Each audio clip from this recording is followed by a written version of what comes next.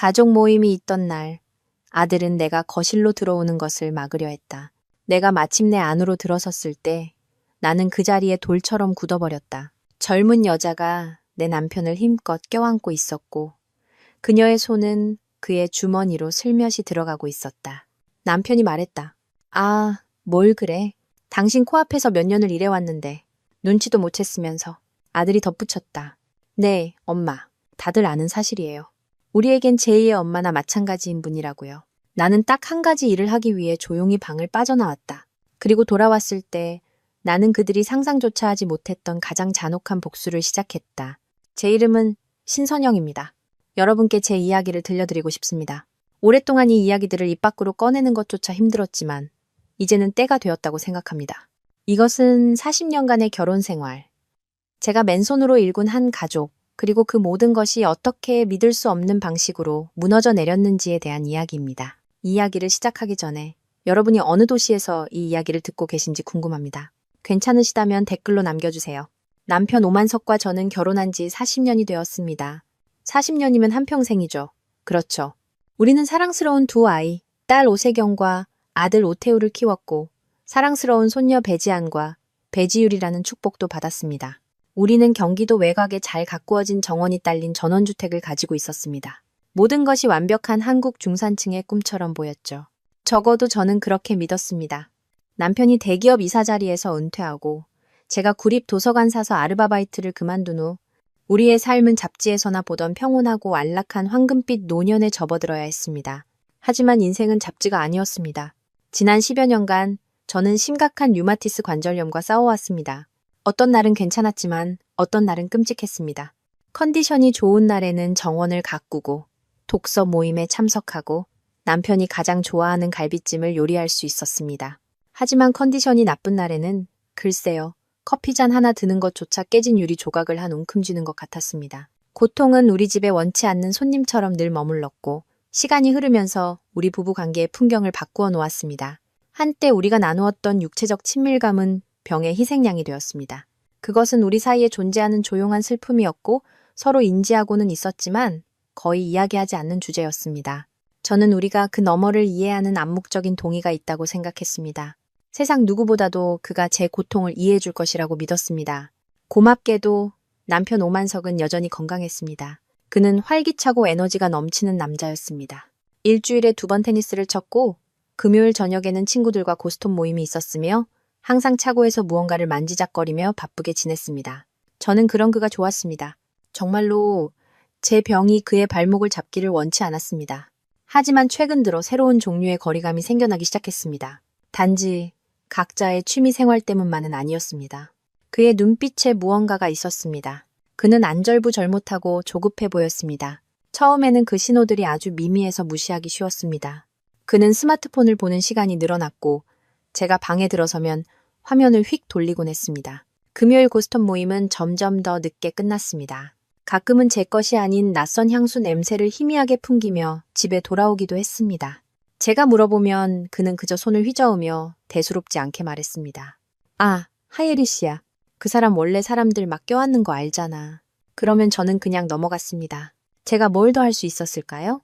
그에게 따져 묻는 것은 우리의 40년 결혼 생활의 기반이 흔들리고 있음을 인정하는 것과 같았습니다. 모른 척하는 편이 더 쉬웠습니다. 어느 화요일 오후 저는 주간 독서 모임에 갈 준비를 하고 있었습니다. 그것은 저의 유일한 사교 활동이었고 만성 통증이라는 바다 위에 떠있는 작은 평온의 섬이었습니다. 친구들과 새로 읽은 소설에 대해 이야기할 생각에 들떠 있었습니다.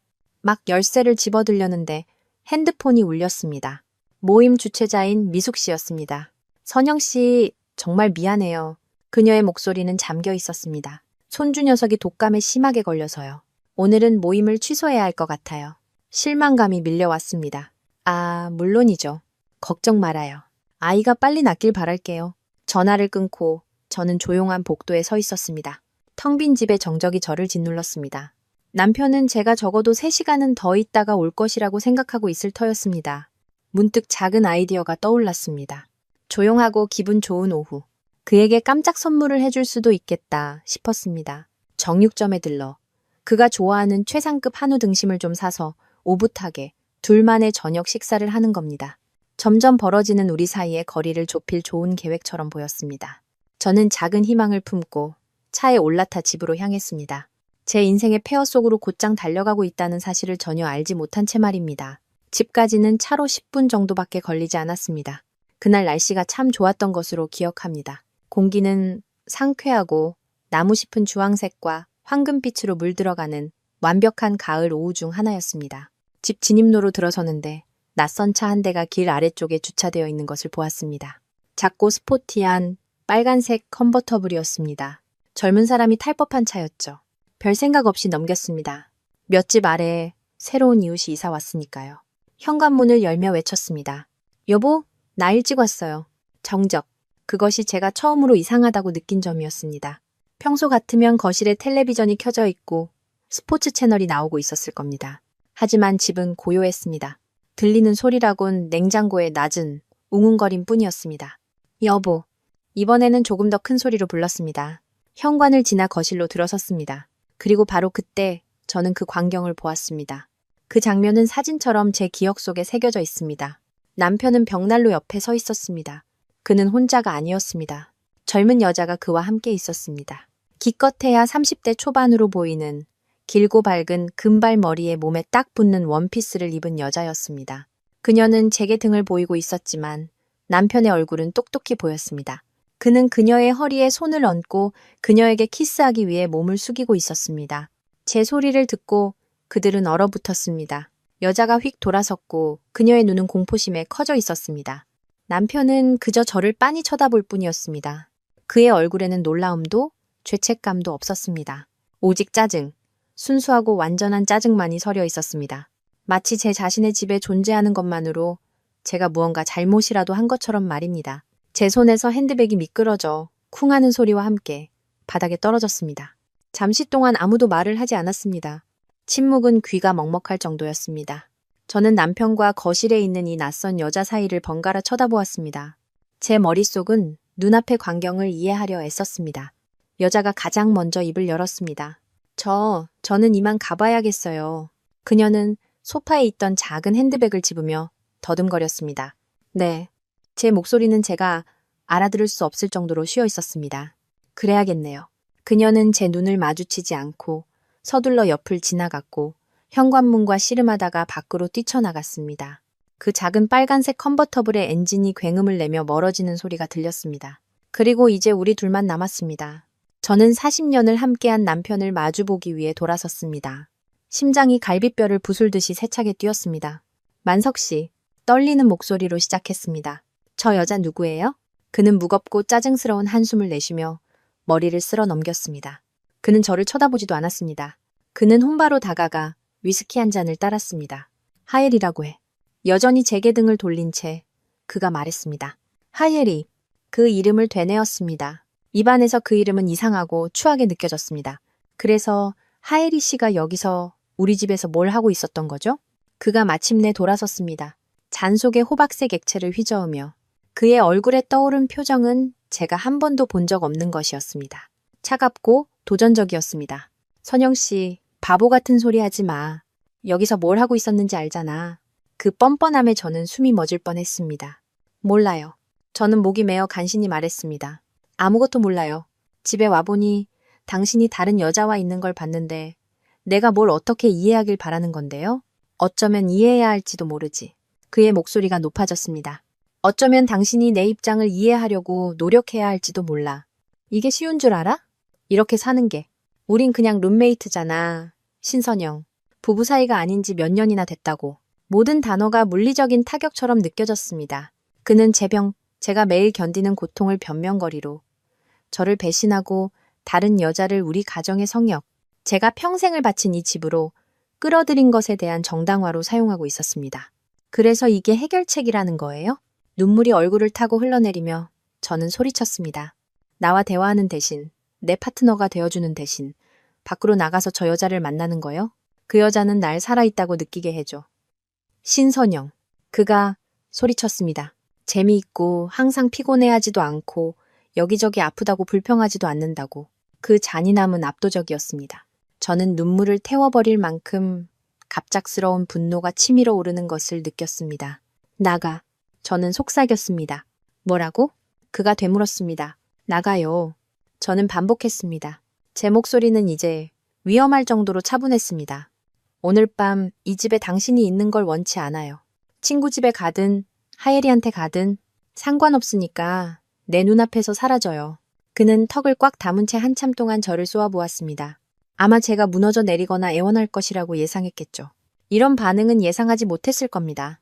그는 아무 말 없이 자늘바에 내려놓고 문 옆 그릇에 있던 차키를 집어들고는 문을 쾅 닫고 나가버렸습니다. 그리고 저는 40년 결혼 생활의 폐허 속에 홀로 남겨졌습니다. 저는 소파에 주저앉았고 집안의 정적이 귓가에 울부짖는 가운데 마침내 무너져 내리는 것을 스스로에게 허락했습니다. 그날 밤은 멍한 상태로 보냈습니다. 잠을 자지 않고 그저 방에서 방으로 돌아다니며 가구와 벽에 걸린 사진들을 만졌습니다. 갑자기 진짜였는지조차 확신할 수 없게 된 한 인생의 기억들을. 다음 날 아침 남편이 돌아왔습니다. 사과는 없었습니다. 그는 아무 일도 없었던 것처럼 행동하며 아침 커피를 내리고 신문을 읽었습니다. 침묵은 무기였고 그는 그것을 전문가적인 정확성으로 휘둘렀습니다. 이런 상황이 2주간 계속되었습니다. 제 집에서 유령과 함께 사는 2주. 우리는 거의 말을 섞지 않았습니다. 저는 미쳐가는 것 같았습니다. 아이들, 세경이와 태우에게 전화할까 생각했지만 뭐라고 말해야 할까요? 너희 아빠가 바람을 피우고 있단다. 그 말은 입에 담기엔 너무나 수치스러웠습니다. 저는 마비된 상태였습니다. 그러다 추석이 다가왔습니다. 추석은 항상 우리 가족에게 큰 명절이었습니다. 정원에서 아이들과 손주들 모두 모여 큰 갈비 파티를 하고 근처 공원에서 하는 불꽃놀이로 마무리했죠. 그 해에는 그 생각만으로도 두려움이 밀려왔지만 남편은 강행했습니다. 체면은 지켜야지, 선영 씨. 그가 이 상황에 대해 직접적으로 언급했던 유일한 말이었습니다. 정오쯤 되자 가족들이 도착하기 시작했습니다. 딸 세경이와 사위 배진호, 그리고 손녀 지안이와 지율이, 그리고 아들 태우와 며느리 윤채원이 왔습니다. 저는 억지로 미소를 지으며 손녀들을 껴안으며 아무렇지 않은 척했지만 공기 중에 이상한 긴장감이 감도는 것을 느낄 수 있었습니다. 모두가 제 주위에서 조심스럽게 행동하는 것 같았습니다. 식사 후 제가 식탁을 치우고 있을 때 세경이가 다가와 제 팔에 손을 얹었습니다. 엄마, 그녀가 진지한 목소리로 말했습니다. 우리 다 같이 거실에서 얘기 좀 해야겠어요. 차가운 공포의 덩어리가 뱃속에서 형성되었습니다. 저는 그녀를 따라 모두가 모여있는 거실로 갔습니다. 남편은 자신이 가장 좋아하는 안락 의자에 침울한 표정으로 앉아 있었습니다. 아이들은 소파에 자리 잡고 있었습니다. 모든 것이 계획된 것 같았습니다. 마치 함정처럼 느껴졌습니다. 저는 떨리는 손을 무릎에 올린 채 앉았습니다. 세경이가 심호흡을 했습니다. 엄마. 그녀는 조심스럽게 단어를 고르며 시작했습니다. 아빠한테 무슨 일이 일어나고 있는지 들었어요. 저는 말없이 그녀를 쳐다보았습니다. 그가 말했군요. 제가 말할 기회를 갖기도 전에 그가 먼저 자신만의 이야기를 꾸며낸 것입니다. 하예리 씨에 대해서도요. 그녀가 말을 이었습니다. 그리고 엄마의 문제들에 대해서도요. 두 분이, 그러니까. 엄마가 더 이상 아빠에게 그런 의미의 아내가 되어줄 수 없다는 사실 말이에요. 방이 빙빙 돌기 시작했습니다. 제 문제들이라고요. 그들은 저의 만성적이고 쇠약하게 만드는 고통을 제 문제들이라고 불렀습니다. 남편을 쳐다봤지만 그는 제 시선을 피했습니다. 아들 태우를 보았습니다. 그는 바닥만 내려다보고 있었습니다. 그래서 이게 뭐죠? 저는 간신히 말했습니다. 가족회의? 여러분 모두 제가 여러분의 아버지를 위해 충분히 노력하지 않고 있다고 말하러 온 건가요? 아니에요, 엄마. 물론 아니죠. 세경이는 재빨리 말했지만 그 말투는 거만했습니다. 단지 현실적으로 생각하셔야 한다는 거예요. 아빠도 욕구가 있는데 엄마가 그걸 채워주지 못한다면 이혼해서 가족을 파탄내는 것보다 조용히 다른 방법으로 해결하는 게 낫지 않겠어요? 저는 제 귀를 의심했습니다. 방 안을 둘러보며 동맹군을 이 모든 것의 관계를 알아볼단 한 사람이라도 찾아보려 했습니다. 그래서 다들 여기에 동의하는 거예요? 너희 아버지가 바람 피우는 게 괜찮다고 생각하는 거냐고? 세경이가 한숨을 쉬었습니다. 괜찮다고 말하는 게 아니에요, 엄마. 단지 현실적인 해결책이라는 거죠. 아무에게도 영향을 줄 필요 없잖아요. 아빠는 필요한 걸 얻고 가족은 그대로 유지되고 모두에게 더 좋은 일이죠. 저는 아들에게로 고개를 돌렸습니다. 태우야, 너도 동의하니? 그가 마침내 고개를 들었습니다. 그의 얼굴은 무표정했습니다. 아빠 좀 도와드려요, 엄마. 그가 조용히 말했습니다. 계속 불행히 하셨어요. 저는 며느리 채원이를 보았습니다. 그녀는 몹시 불편해 보였습니다. 조용히만 하신다면 그녀는 손을 비비꼬며 중얼거렸습니다. 제 마지막 희망은 손녀들이었습니다. 지안이와 지율이. 제 사랑스러운 아이들. 그들은 10대였고 다른 세대의 아이들이었습니다. 어쩌면 그들은 이해해 줄지도 모릅니다. 너희들은 어떠니?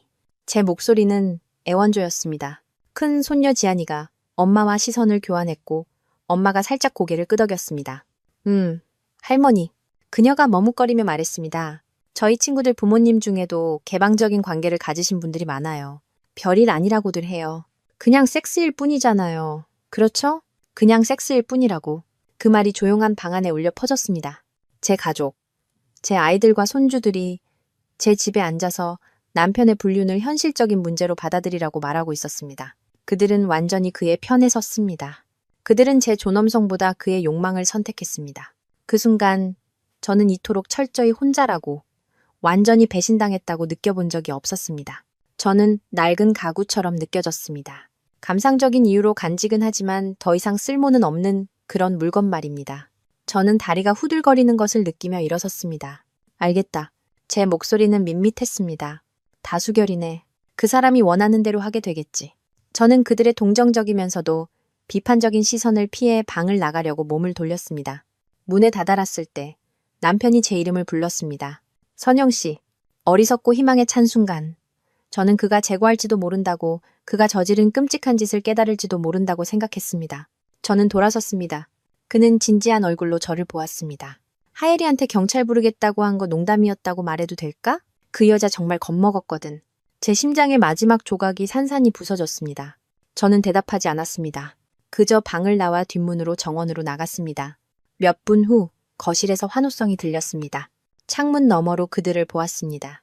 제 가족들이 남편을 껴안고 등을 두드려주고 있었습니다. 그들은 자신들의 승리를, 제 항복을 성공적으로 이끌어낸 것을 축하하고 있었습니다.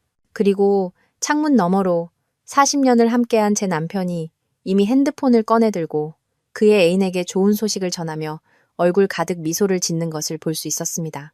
그날 추석날 밤 이후 새롭고 끔찍한 일상이 우리 집에 자리 잡았습니다.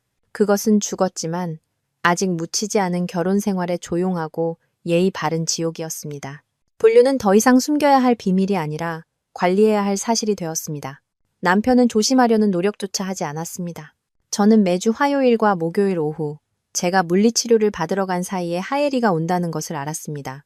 집에 돌아왔을 때 공기 중에 남아있는 그녀의 향수 냄새로 알 수 있었습니다. 소파 쿠션에서 길고 밝은 금발 머리카락을 발견하기 시작했습니다. 한 번은 그의 안락의자 옆 틈새에 끼어있는 싸구려 귀걸이를 발견하기도 했습니다. 저는 두 손가락으로 그것을 집어들어 한참을 쳐다본 후 쓰레기통에 버렸습니다. 무슨 말을 할 수 있었을까요? 저는 이미 다수결에서 패배했습니다. 가족들은 이 상황을 소름 끼칠 정도로 정상적으로 대했습니다. 전화가 오면 그들은 아무 일도 없었다는 듯이 엄마 아빠는 잘 지내세요? 라고 물었습니다. 특히 딸 세경이는 자신이 기막힌 타협안을 만들어냈다고 생각하는 것 같았습니다. 어느 날 오후 그녀는 제게 장을 봐서 들렀습니다. 물건들을 정리하는 동안 그녀는 밝고 쾌활한 목소리로 말했습니다. 있잖아요, 엄마. 저 엄마가 정말 자랑스러워요. 저는 하던 일을 멈추고 그녀를 빤히 쳐다보았습니다. 내가 자랑스럽다고? 왜? 그렇게 이해심이 많으시잖아요. 그녀는 완전히 진지하게 말했습니다. 아빠의 행복을 최우선으로 생각하시고요. 아빠가 이걸 하도록 내버려 두시는 건 엄마가 아빠를 얼마나 사랑하는지 보여주는 거예요. 내버려 둔다고. 그 단어는 마치 제가 허락이라도 한 것처럼 제가 날마다 갈기갈기 찢기는 이 배신이 제가 그에게 베푼 관대한 선물인 것처럼 우리 사이에 떠다녔습니다. 차갑고 단단한 덩어리가 가슴속에서 형성되는 것을 느꼈습니다. 세경아. 제 목소리는 낮고 단호했습니다. 이 문제에 대해 이야기하는 건 이게 마지막이야. 마지막이라고. 알아듣겠니? 그녀는 제 말투에 놀랐지만 고개를 끄덕였습니다. 물론이죠, 엄마. 알겠어요. 사람들이 자꾸 끄집어내면 잊기 힘들죠. 그녀는 전혀 이해하지 못하고 있었습니다. 제 문제가 잊어버리는 것의 문제가 아니라 우리 가족의 심장에서 골마가는 상처라는 것을. 저는 남편뿐만 아니라 모두와 거리를 두기 시작했습니다. 제 삶의 관찰자가 되었습니다. 요리하고 청소하고 병원에 갔습니다. 저는 고통스러운 벽돌을 하나씩 쌓아 제 주위에 벽을 세웠습니다. 주말에는 남편이 집에 있었습니다. 우리는 의미 없는 대화를 나누며 함께 저녁을 먹었습니다. 날씨, 뉴스, 손주들이 뭘 하는지 같은 것들. 그는 때때로 다정하게 굴려고 했습니다. 어깨에 손을 얹거나 음식에 대해 칭찬을 하거나 모든 것이 연기였고 자신의 양심을 달래기 위한 방법이었습니다. 저는 거의 반응하지 않았습니다. 한때 그에 대해 가졌던 애정의 샘은 말라버렸습니다. 견디기 위해 저는 특히 토요일에는 하루 종일 집을 비우기 시작했습니다. 남편에게는 새로운 미술 수업에 등록했거나 병원에서 봉사활동을 한다고 말했습니다. 실제로는 그저 운전을 했습니다. 목적지 없이 몇 시간씩 운전했습니다. 한 번도 가본 적 없는 작은 마을에 조용한 카페를 찾아 커피 한 잔을 시켜놓고 몇 시간이고 앉아서 평범한 삶을 살아가는 사람들을 구경했습니다. 영화관에 가서 영화를 연달아 보며 다른 사람들의 이야기에 몰입했습니다. 제 이야기는 견딜 수 없게 되었으니까요. 이런 긴 부재가 남편을 신경 쓰이게 하는 것 같지는 않았습니다. 사실 그는 오히려 더 좋아하는 것 같았습니다.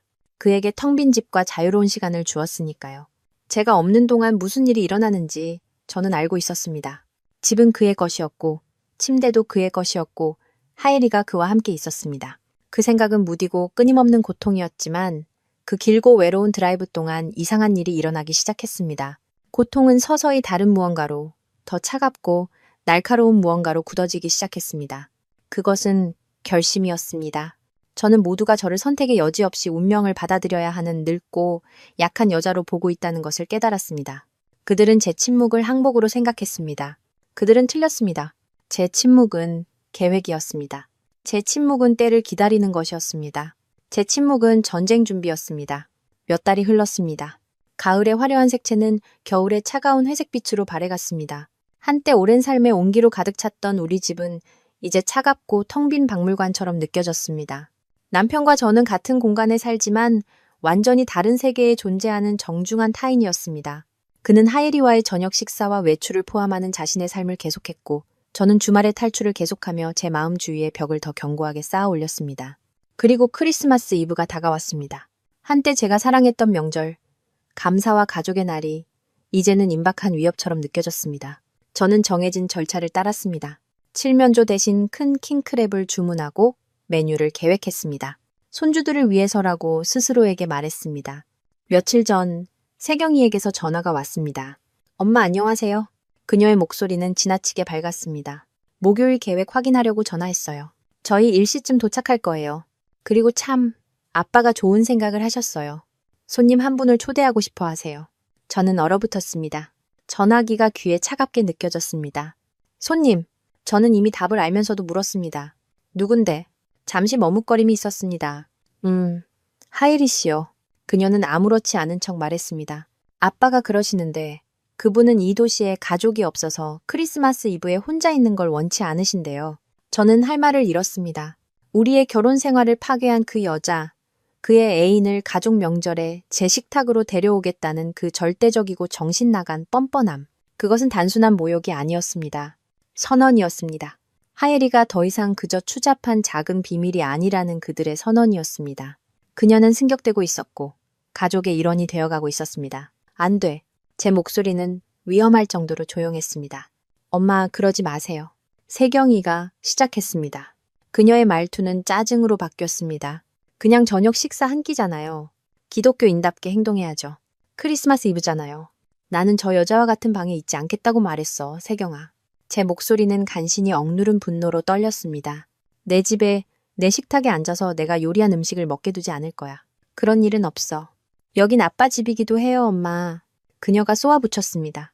아빠는 누구든 초대할 권리가 있어요. 처신 잘하시길 바라요. 처신. 마치 꾸지람을 듣는 말썽꾸러기 아이처럼. 전화를 끊은 후 저는 남편이 TV를 보고 있는 거실로 들어갔습니다. 당신이 초대했군요. 질문이 아니었습니다. 그는 돌아보지도 않았습니다. 그냥 저녁 한 끼야. 신선영. 철 좀 들어. 그게 다였습니다. 바로 그 순간 제 안에 무언가가 마침내 돌이킬 수 없이 부서졌습니다. 저는 소리치지도 울지도 않았습니다. 그저 돌아서서 걸어 나왔습니다. 크리스마스 이브 아침, 저는 일찍 일어났습니다. 킹크랩 요리도 다른 어떤 요리도 준비하지 않았습니다. 옷을 입고 부엌으로 가서 토스트 한 조각을 구웠습니다. 가족들이 도착하기 시작하고 집안이 그들의 즐거운 제잘거림으로 채워질 무렵 저는 차고로 가서 차에 올라타 떠났습니다. 고속도로변의 한 기사식당으로 운전해 갔습니다. 혼자 테이블에 앉아 그곳의 크리스마스 특별 메뉴를 주문했습니다. 칠면조 대신 돈가스와 된장찌개, 흰 쌀밥이 멜라민 그릇에 담겨 나왔습니다. 저는 천천히 식사하며 주위의 가족들이 웃고 이야기하는 모습을 지켜보았습니다. 슬프지 않았습니다. 무감각했습니다. 식사 후에는 영화관에 가서 영화 3편을 연달아 보았습니다. 무슨 내용인지는 신경 쓰지도 않았습니다. 그저 다른 곳에 있어야만 했습니다. 밤 11시쯤 집에 도착했습니다. 집은 거실에 작은 스탠드 조명 하나를 제외하고는 어두웠습니다. 남편이 저를 기다리며 그곳에 앉아 있었습니다. 식탁에는 여전히 만찬의 잔해가 남아 있었습니다. 어디 갔다 왔어? 그의 목소리는 날카로웠습니다. 기사식당에서 크리스마스 저녁 먹었어요. 저는 차분하게 핸드백을 내려놓으며 대답했습니다. 그러고 나서 영화 몇 편 봤고요. 그는 저를 빤히 쳐다보았습니다. 그의 얼굴은 분노와 불신이 뒤섞여 있었습니다. 여기 이렇게 훌륭한 음식이 차려져 있었는데 그걸 두고 기사식당에 갔다고? 도대체 왜 그런 짓을 한 거야? 마침내 저는 그의 눈을 똑바로 쳐다보았습니다. 음식 때문이 아니에요. 만석 씨. 제 목소리는 얼음처럼 차가웠습니다. 함께하는 사람들 때문이죠. 나는 저 여자와 이 집에 동시에 있지 않겠다고 말했어요. 그건 그녀가 화요일 오후에 놀러 올 때만 해당되는 게 아니었어요. 언제든 그렇다는 의미였고 당신도 그걸 알았죠. 그런데도 당신은 그랬어요. 그는 벌떡 일어섰습니다. 얼굴이 분노로 붉어졌습니다. 당신 나이의 여자가 우리 집에 초대한 손님에게 예의도 못 차린다는 게 믿기지가 않는군. 그 여자는 손님이 아니에요. 제가 말했습니다. 당신이 나를 두고 바람 피우는 여자일 뿐이죠.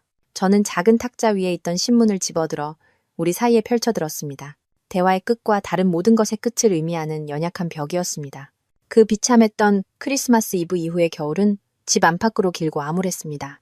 오만석과 나 사이에 예의는 닳아 없어지고 깨지기 쉬운 침묵으로 대체되었습니다. 우리는 같은 공간에 살지만 완전히 다른 세계에서 밤에 스쳐 지나가는 두 척의 배와 같았습니다. 그는 이제 화요일과 목요일, 오후뿐만 아니라 하예리와의 저녁 식사와 외출까지 포함된 자신만의 삶을 살았습니다. 제 삶은 병원 약속, 외로운 드라이브, 그리고 비밀스러운 계획으로 이루어져 있었습니다. 제 변호사인 국회련 변호사는 매우 명확했습니다. 신선영 씨, 그녀는 말했습니다. 우리는 꼼꼼해야 합니다. 모든 것을 기록하고 느리고 조용하게 움직여야 합니다. 그래서 저는 그렇게 했습니다. 은행 거래 내역서, 부동산 등기부 등본, 투자 포트폴리오 보고서를 모으기 시작했습니다. 남편이 항상 재정을 관리했지만 저는 배우는 것이 빨랐습니다. 도서관에서 몇 시간씩 재산 분할과 이혼법에 대해 공부했습니다. 조용했던 사서는 재무 전략가가 되어가고 있었습니다. 봄이 왔고 어버이날이 다가왔습니다. 수년 동안 우리에게는 가족 전통이 있었습니다. 아이들은 저를 시내의 멋진 한정식 집으로 데려가 점심을 대접했습니다. 암묵적인 합의에 따라 남편은 제 어버이날 점심에 오지 않았고 저는 그의 아버지날 존재하지 않지만 개념상 축하에 가지 않았습니다. 각 부모와 아이들이 보내는 날이었고 항상 우리에게 잘 맞았습니다. 하지만 올해는 크리스마스 이브에 일어났던 일을 고려할 때 남편이 제 부재를 기회로 삼을 것이라는 어두운 의심이 마음속에 자리 잡았습니다. 어버이날 전날 세경이가 확인 전화를 했습니다. 엄마, 내일 11시에 모시러 갈게요. 기대돼요. 그녀는 노래하듯 말했습니다. 사실은 얘야. 저는 약하고 머뭇거리는 듯한 말투를 억지로 만들어내며 말했습니다. 올해는 좀 힘들 것 같구나. 관절염이 너무 심해서. 너희들끼리 가서 즐거운 시간 보내. 나중에 전화하렴. 잠시 침묵이 흘렀습니다. 아, 알겠어요, 엄마. 세경이는 너무 빨리 대답했습니다. 전 그러시다면요. 보고 싶을 거예요. 저는 그녀가 거짓말을 하고 있다는 것을 알았습니다. 제 부재는 실망이 아니라 편이었습니다. 어버이날 아침, 저는 침실 창문에서 세경이의 미니밴이 도착하고 그 뒤를 태우와 채원이의 차가 따르는 것을 지켜보았습니다. 모두 남편을 데리러 안으로 들어갔습니다. 몇 분 후 그들은 모두 웃으며 나와 차에 올라타 식당으로 향했습니다. 저는 20분을 기다렸다가 제 차에 올라탔습니다. 꾸미지도 않고 평범한 바지와 블라우스 차림이었습니다. 그 한정식 집으로 운전해 갔습니다. 들어갈 계획은 없었습니다. 그저 확인이 필요했습니다. 저는 길 건너편 식당 입구와 주차장이 잘 보이는 곳에 차를 세웠습니다. 제 가족이 도착하는 것을 지켜보았습니다. 아들 태우가 딸 세경이를 위해 문을 열어주는 것을 보았습니다. 몇 년 만에 가장 행복해 보이는 얼굴로 웃고 있는 남편을 보았습니다. 그리고 그때 또 다른 차가 주차장으로 들어섰습니다. 작고 스포티한 빨간색 컨버터블이었습니다. 숨이 멎었습니다. 하예리가 차에서 내렸습니다. 그녀는 예쁜 꽃무늬 원피스를 입고 있었습니다.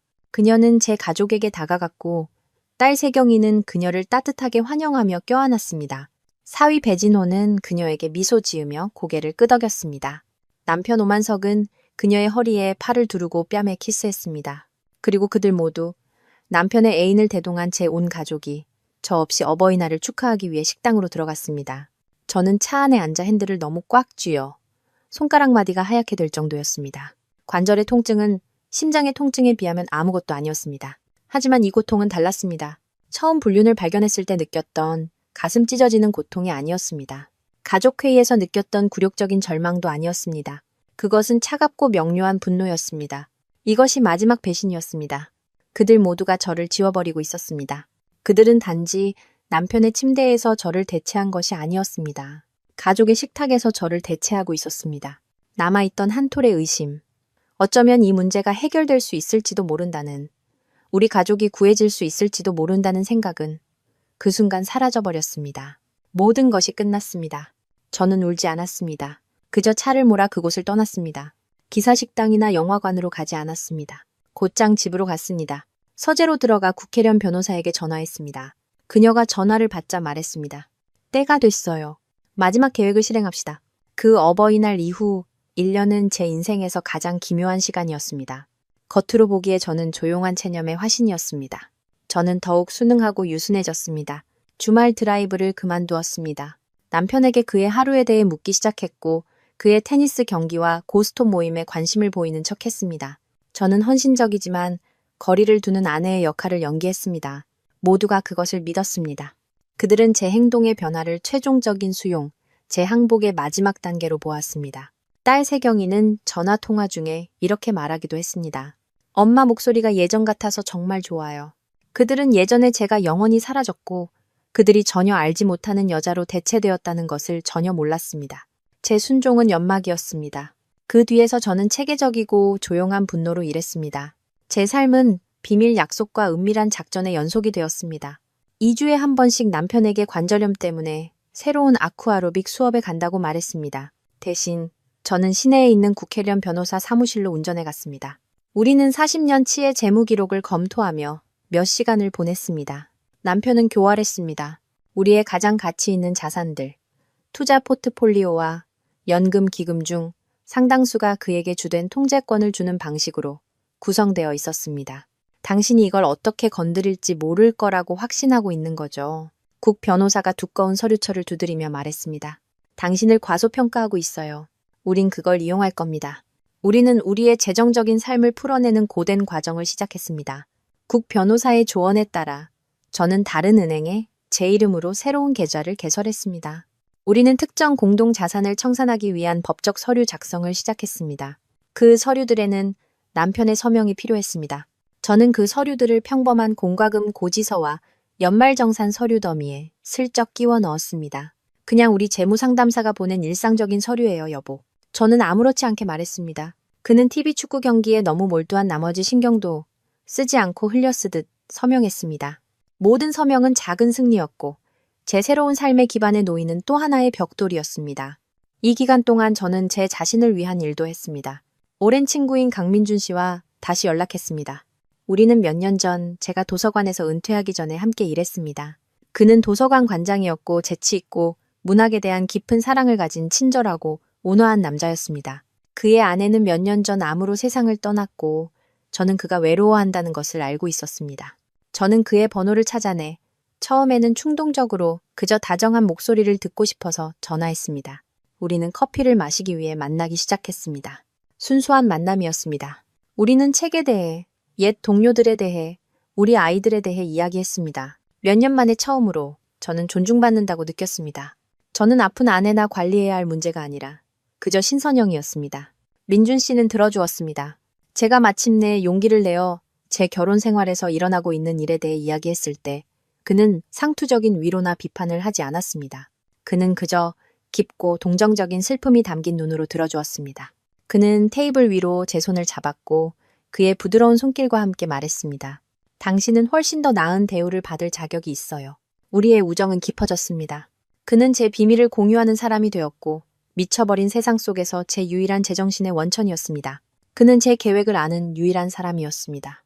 그는 의문을 제기하지 않고 지지해 주었습니다. 다른 모두가 제 약점만을 볼 때 그는 제 강인함을 보아주었습니다. 몇 달이 지나면서 제 계획은 최종적인 형태를 갖추었습니다. 저는 상당한 금액이 들어있는 새로운 은행 계좌를 갖게 되었습니다.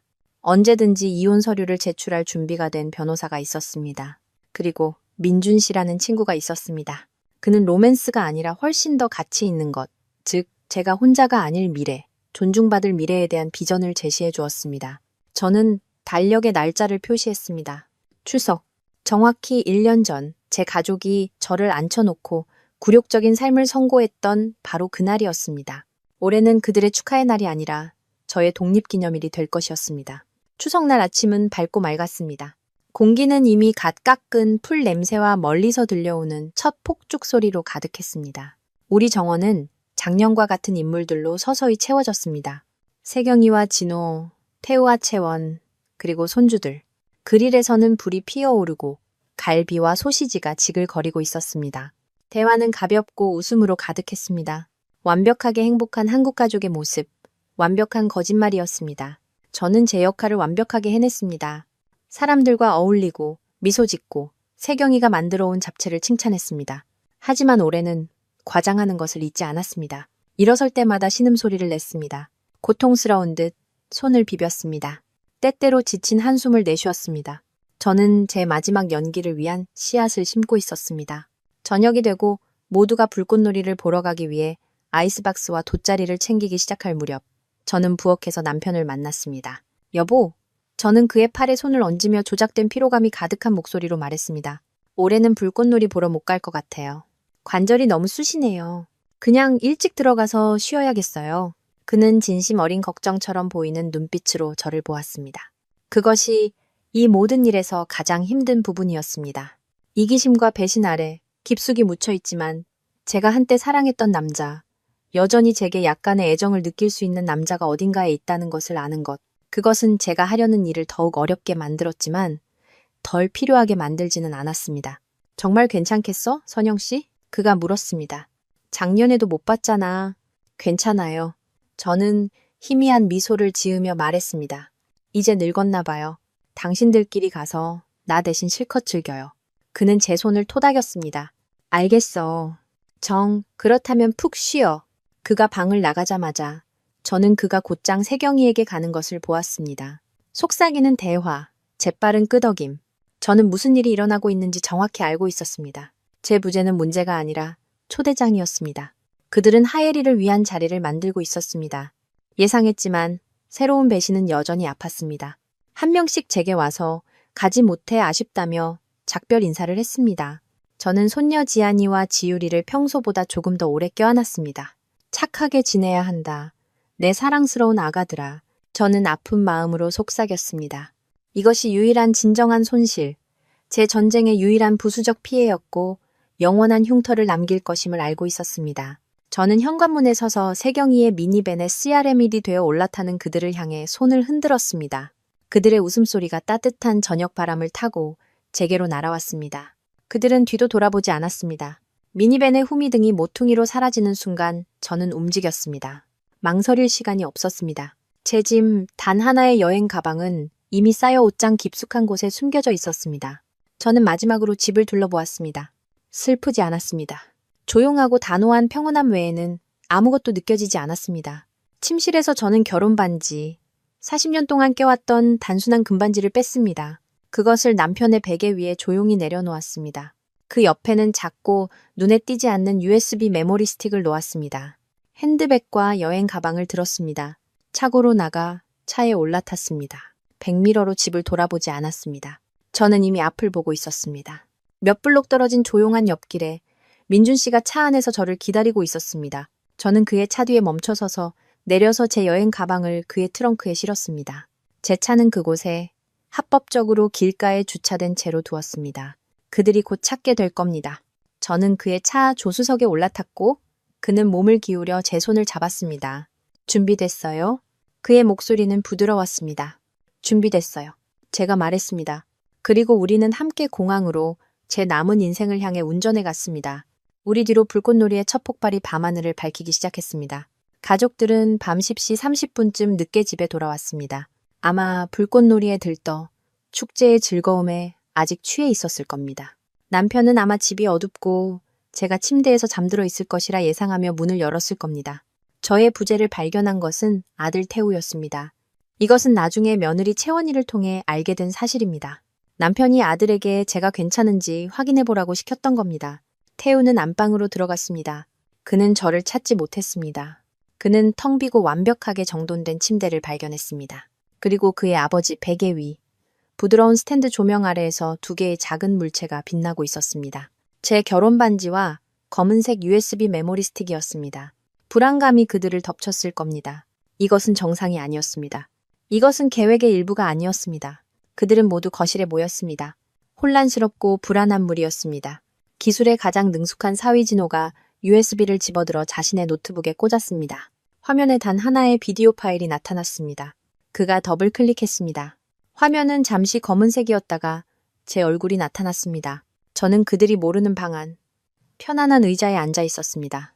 평온해 보였습니다. 저는 카메라를 똑바로 응시하며 마치 그들 각자의 눈을 들여다보는 것 같았습니다. 안녕하세요, 여러분. 제가 시작했습니다. 제 목소리는 맑고 단단했습니다. 제 계산이 맞다면 여러분은 지금 밤 10시가 조금 넘은 시각, 불꽃놀이에서 막 돌아온 직후에 이걸 보고 있겠군요. 저는 그들이 반사적으로 시계를 쳐다보는 모습을 마음속으로 그렸습니다. 바로 이 순간 제가 계속했습니다. 저는 비행기를 타고 한국에서 아주 멀리 날아가고 있어요. 그리고 혹시 궁금해할까봐 말하는데 돌아가지 않을 겁니다. 남편의 숨막히는 비명, 안 돼 하는 소리는 상상만 할 수 있었지만 분명히 있었을 겁니다. 당신들은 나를 배신했어요. 화면 속에 여자가 말했습니다. 새로운 나, 흔들림 없는 목소리로. 여러분 한 명 한 명 모두요. 오만석 씨, 40년 동안 내 남편이었던 당신. 내가 가정을 꾸리고 가족을 부양하고 모든 면에서 지지했던 남자. 당신은 나를 반백 살먹은 여자 때문에 낡은 걸레처럼 버렸고 내가 감히 반대하자 내 자식들까지 나에게 등을 돌리게 만들었죠. 40년간의 충성, 헌신, 신이가 당신에게는 무언가 의미가 있을 줄 알았어요. 나는 이보다 더 나은 대우를 받을 자격이 있었어요. 당신의 욕망들, 솔직히 말해서 그건 필요가 아니라 변덕이었죠. 결코 내 존엄성보다 우선시 되어서는 안 됐어요. 저는 잠시 말을 멈추고 제 아이들에게 시선을 돌렸습니다. 세경아, 너의 배신은 네 아버지의 배신만큼이나 아팠단다. 넌 항상 엄마 딸이었지. 우린 모든 걸 함께 했잖아. 그런데 네가 아빠의 바람을 지지했을 뿐만 아니라 적극적으로 부추기고 그걸 받아들이는 방법에 대해 우리 둘에게 설교까지 했다는 걸 알았을 때 내 아빠의 행동으로는 결코 부술 수 없었던 방식으로 내 마음이 부서졌단다. 저는 그녀가 고개를 젓는 모습을 상상할 수 있었지만 진실은 그녀의 남편이 볼 수 있도록 화면에 그대로 있었습니다. 그리고 태우야, 넌 세상에서 가장 어리석은 남자 중 하나임에 틀림없다. 이걸 지지함으로써 내 아내 채원이에게 너에게 똑같은 짓을 해도 된다는 허락을 해줬다는 걸 깨달았니? 네 행동으로 만약 그녀가 자신의 욕구가 충족되지 않는다고 느낀다면 다른 곳에서 만족을 찾아도 좋다는 청신호를 준 거야. 기분이 어떠니? 아들아? 저는 진호가 세경이를 쳐다보고 그의 눈에 새롭고 끔찍한 의심이 싹트는 것을 보았습니다. 채원이가 창백한 얼굴로 태우를 쳐다보는 것을 보았습니다. 저는 단지 떠나는 것이 아니었습니다. 그들의 배신이라는 독이 든 토양에서 자라날 의심의 씨앗을 심고 있었습니다. 그들이 그렇게 지키려고 애썼던 가족은 이미 무너지기 시작하고 있었습니다. 비디오는 계속되었습니다. 화면 속에 저는 잠시 멈추어 제 말의 무게가 스며들도록 했습니다. 그 거실의 분위기는 충격과 서서히 피어나는 공포로 가득 차 있었을 겁니다. 하지만 저는 아직 끝나지 않았습니다. 감정적인 타격은 본편의 서막에 불과했습니다. 나는 매주 모욕당하는 결혼 생활에 머물 수 없었어요. 제 목소리는 더 차갑고 전문적으로 변했습니다. 그리고 그 일이 일주일에 여러 번 일어난다는 것을 알았을 때는 더더욱 그럴 수 없었죠. 아, 그래요, 만석 씨. 당신은 생각만큼 신중하지 못했어요. 어버이날에 그녀를 초대한 것. 그건 특히나 저급한 취향이었죠. 여러분에게 남겨진 재정 상황에 대해서도 언급해야겠네요. 40년 동안 저는 이 가족을 최우선으로 생각했어요. 집안을 관리하고 아이들을 키우고 만석 씨의 경력을 지원하며 우리가 부를 축적할 수 있도록 도왔죠. 이제 제 기여에 대해 보상받을 때가 되었다고 결정했어요. 저는 살짝 앞으로 몸을 기울였습니다. 만석 씨, 당신에게 집을 남겨두었어요. 알다시피 대출은 모두 갚았고 상당한 가치가 있죠. 제 변호사인 국회련 변호사가 연락해서 매각을 결정하면 도와줄 거예요. 그리고 통장에 6억 원을 남겨두었어요. 당신이 내게 주었던 좋았던 세월 매년 500만 원씩 계산한 금액이에요. 불행히도 최근에는 좋은 해가 없었지만요. 저는 그 말이 스며들도록 두었습니다. 어떤 기준으로 봐도 관대한 합의였지만 그들을 위해 모든 것을 바꿀 것은 그 다음에 나올 말이었습니다. 우리의 나머지 자산에 관해서는 제 목소리가 살짝 낮아졌습니다. 우리의 투자 포트폴리오, 연금, 저축은 제가 가져갔어요. 변호사의 도움으로 저는 부부 공동 재산의 제목과 정신적 피해 및 신뢰 위반에 대한 보상금까지 확보했어요. 모든 것이 정리되고 나면 저는 거의 100억 원에 가까운 자산을 갖게 될 거예요. 저는 아주 잘 지낼 겁니다. 물론 여러분 중 누구도 진심으로 신경 쓰지 않을 거라는 건 알지만요. 방 안의 침묵은 절대적이었을 겁니다. 돈, 그들의 안락한 삶의 기반, 그들의 안전의 원천, 그들이 당연하게 여겼던 미래의 상속 재산이 사라져버렸습니다. 저는 입가에 의미심장한 미소를 띠며 덧붙였습니다. 그리고 제가 황금 같은 노년을 혼자 보낼까봐 걱정된다면 그러지 마세요. 저는 이미 동반자가 있고 바로 이 비행기 옆자리에 앉아 있거든요. 저는 카메라 밖 옆쪽으로 고개를 돌렸습니다. 민준 씨, 인사 좀 하시겠어요? 한 남자의 얼굴이 화면에 나타났습니다. 민준 씨였습니다. 그는 따뜻한 눈을 가진 품이 있고 친절한 모습이었습니다. 그는 카메라를 향해 부드럽게 미소 지었습니다. 안녕하세요. 그의 목소리는 조용하고 듣기 좋았습니다. 강민준입니다. 제가 선영 씨를 도와 여러분의 유산이 될 뻔했던 돈을 쓰게 될 겁니다. 그는 작게 손을 흔들었습니다. 저는 다시 카메라를 보았습니다. 만석 씨 아마 민준 씨를 기억 못하겠지만 도서관 행사에서 여러 번 봤을 거예요. 우린 20년 넘게 같이 일했죠. 그는 저와 함께 새로운 집에서 살기 위해 조기 은퇴했어요. 우리는 줄곧 절친한 친구였고 제가 남편이 무슨 짓을 하고 있는지 털어놓은 후 지난 몇 달 동안 서로에게 큰 힘이 되어주었죠. 그리고 가장 좋은 점은 민준 씨가 바라는 건 아주 단순하다는 거예요. 애정, 존중, 그리고 좋은 대화뿐이죠. 정말 기대가 되네요. 저는 마지막으로 카메라를 똑바로 응시하며 화면을 통해 만석 씨의 시선을 붙잡았습니다. 당신을 사랑했어요, 만석 씨. 우리가 처음 만난 날부터 사랑했어요. 당신과 함께 늙어가기를 간절히 바랐죠. 당신의 육체적 욕망이 나를 위해 그걸 망쳐버렸다는 게 너무나 실망스러워요. 당신을 위해서라도 그럴 만한 가치가 있었기를 바라요. 안녕히 계세요. 그리고 화면은 검게 변했습니다. 바로 그 순간이었습니다. 화면이 검게 변하는 순간, 그리고 저는 수천 킬로미터 떨어진 그 거실에서 제 옛삶이 공식적으로 끝났다는 것을 알았습니다. 좋은 남자 옆에 앉아있는 이 비행기 안에서 제 새로운 삶은 이제 막 시작되었습니다. 제가 떠난 후 몇 주 동안은 나중에 채원이를 통해 들은 바로는 순전한 혼돈이었습니다. 비디오는 그들의 안락한 삶 한가운데에 폭탄처럼 터졌고 그 여파는 파괴적이었습니다. 아내와 재산의 대부분을 한꺼번에 잃은 남편은 무너져 내렸습니다.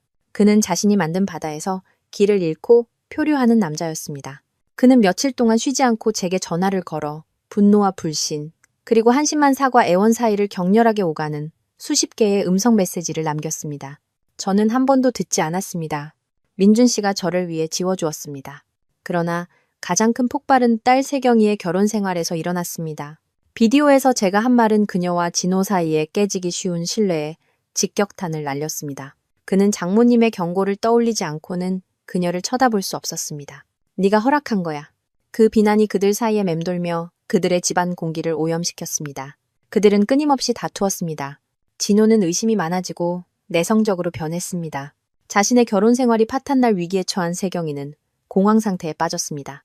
그녀가 제 결혼 생활에 대해 자신 있게 처방했던 현실적인 해결책은 갑자기 더 이상 그렇게 현실적으로 보이지 않았습니다. 태우와 채원이는 더 조용했지만 그곳에도 상처는 있었습니다. 항상 그 무리 중에서 가장 마지못해 했던 채원이는 가족과 거리를 두었습니다. 그녀는 첫 아이, 제 첫 손주를 임신 중이었고 그 독성에 휩쓸리고 싶지 않았습니다. 그녀는 태우에게 그가 제게 보였던 깊은 무례함을 이해할 수 있을 때까지는 거리가 필요하다고 말했습니다. 그들은 모두 부서졌습니다. 한때 온전했던 가족의 부서진 조각들이었습니다. 그들은 남편의 욕망이라는 재단에 제 존엄성을 희생했고 이제 그 대가를 치르고 있었습니다. 떠난 지 약 3주 후 저는 전화를 걸기로 결정했습니다. 세경이나 태우에게 전화하지 않았습니다. 며느리 채원이에게 전화했습니다. 저는 그녀가 유일하게 양심을 가졌을지도 모르는 사람이라는 것을 알았습니다. 그녀는 첫 신호음에 전화를 받았습니다. 목소리는 조심스러웠습니다. 여보세요? 채원아, 나 선영이다. 저는 조용히 말했습니다. 상대편에서 급하게 숨을 들이마시는 소리가 들렸습니다. 아, 어머님. 세상에. 어떻게 지내세요? 어디 계세요? 난 괜찮아, 얘야. 안전하고 잘 있어. 하지만 지금 어디 있는지는 말해줄 수 없구나. 넌 어떻게 지내니? 저는 괜찮아요. 그녀의 목소리는 머뭇거렸습니다. 아버님 아니, 오만석 씨는 잘 못 지내시고 세경이네는 심각한 문제를 겪고 있어요. 그녀는 잠시 멈췄습니다. 어머님, 꼭 말씀드려야겠어요. 정말 죄송해요. 처음부터 잘못됐다는 걸 알았어요. 뭔가 말했어야 했는데. 저는 이 가족에 새로 들어왔고 두려웠어요. 변명이 되지는 않겠지만 정말 죄송합니다. 알아, 채원아. 저는 진심으로 말했습니다. 그날 네 눈에서 봤단다. 넌 용서받았어. 그녀는 조용히 울기 시작했습니다. 감사합니다. 정말 큰 의미예요. 특히 제 아이의 삶에 두 할머니가 모두 계셨으면 하거든요. 저 임신했어요. 어머님. 그 소식은 폭풍 후 구름을 뚫고 비치는 한 줄기 햇살 같았습니다. 아기. 새로운 시작. 오, 얘야. 제 목소리도 감정에 벅차올랐습니다. 정말 멋진 소식이구나. 축하한다. 우리는 잠시 더 이야기했습니다. 그녀는 여파에 대해, 다툼과 눈물에 대해 더 자세히 말해주었습니다. 전화를 끊기 전에 저는 한 가지 부탁을 했습니다. 채원아, 제가 말했습니다. 이제 그들과 이야기할 준비가 된 것 같아. 모두와 내일 저녁에 통화 주선해줄 수 있겠니? 단, 조건이 있어. 하예리는 그 자리에 없어야 해. 물론이에요, 어머님. 그녀는 망설임 없이 말했습니다. 모두 있을 거예요. 다음 날 밤, 저는 민준 씨와 함께 바다가 보이는 아름다운 새집 거실에 앉아 있었습니다. 전화기는 스피커폰으로 되어 있었습니다. 제 옛 가족이 모여 있는 거실로 전화가 연결되었습니다. 여보세요, 엄마. 우리 다 여기 있어요. 약간 떨리는 채원이의 목소리가 들려왔습니다. 고맙다, 채원아. 저는 차분하게 말했습니다. 모두 알아두라고 말하는데 민준 씨도 나와 함께 있어. 이게 말다툼이 아니라 정중한 대화가 되었으면 좋겠어. 모두 동의하니? 스피커 너머로 중얼거리는 동의의 합창이 들려왔습니다. 좋아. 제가 시작했습니다. 이야기하기 전에 시간이 좀 흐르기를 기다리고 싶었어. 저는 잠시 멈춘 후 아들에게 말했습니다. 태우야, 아기 가진 거 축하한다. 진심이야. 감사합니다, 엄마. 그의 목소리는 힘이 없었습니다. 엄마가 가르쳐주신 그런 아빠가 되도록 노력할게요. 내 아이들을 위해 네가 할 수 있는 최선은 그들의 엄마를 사랑하는 것이란다. 저는 부드럽게 말했습니다. 그걸 기억하렴. 다음은 남편의 차례였습니다. 선영아, 여보, 제발. 그의 목소리는 갈라져 있었습니다. 제발 돌아와. 우리 해결할 수 있어. 하엘이랑 끝낼게. 맹세해. 당신이 정말 떠날 줄 알았더라면 나는 말했어요. 만석 씨. 저는 단호하지만 잔인하지 않은 목소리로 말을 끊었습니다. 나는 이걸 받아들이지 않겠다고 말했어요. 하지만 당신은 듣지 않았죠. 당신은 우리 결혼 생활보다 당신의 불륜을 선택했어요. 당신은 그녀를 우리 가족에게 초대했죠. 이걸 해결할 방법은 없어요. 당신이 나보다 그녀를 선택한 순간부터 우리 결혼은 끝났어요. 미안하지만 이미 끝난 일이에요. 그가 흐느끼기 시작하는 소리가 들렸습니다. 부서지고 무력한 소리였습니다. 나와의 약속은 어떻게 하고? 그가 간신히 말했습니다. 당신이 그 약속을 먼저 깼잖아요. 제가 대답했습니다. 네, 깼죠. 그리고 당신이 당신의 약속을 깨지 않았더라면 저는 여전히 그 약속을 지키고 있었을 거예요.